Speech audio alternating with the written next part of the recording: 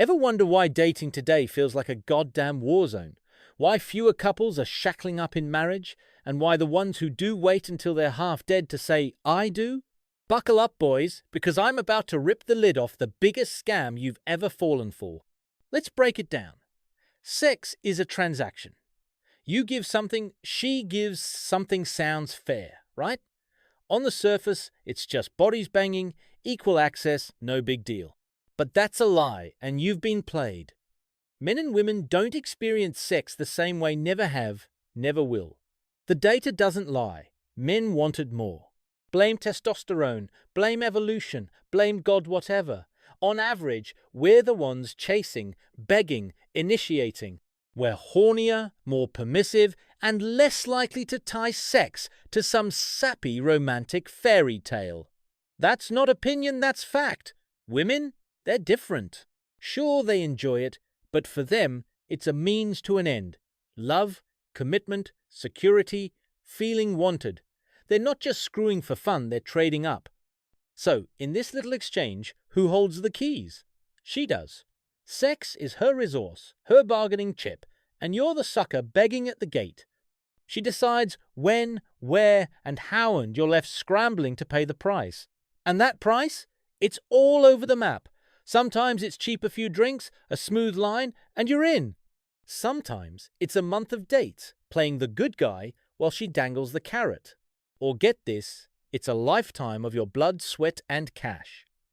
Locked down with a ring and a promise to never look at another woman. That's the game, boys. She sets the terms, and you dance to her tune. But here's where it gets confusing.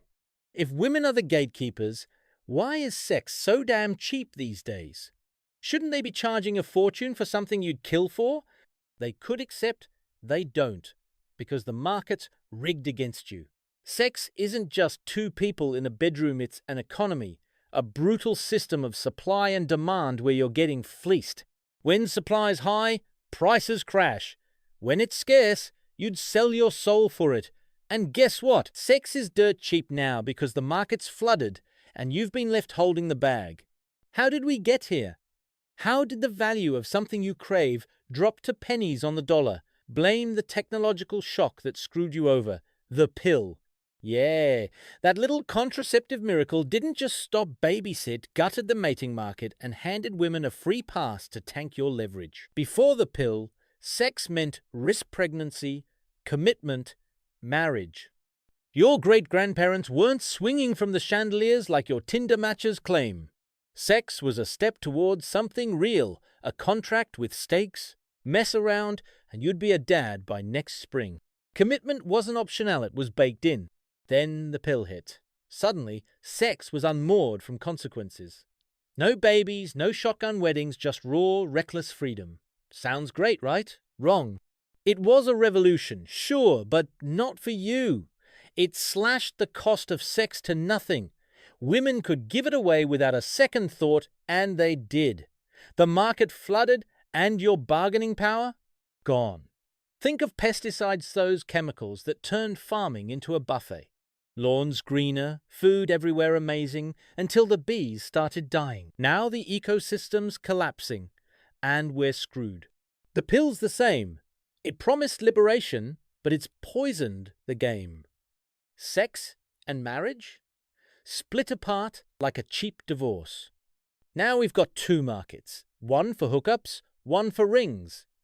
The sad part about this is it's shown us a different side to women, no longer the wife, but the one that is just a bully who once you went, she has 7 kids and you're nothing but a slave to her kids and her will.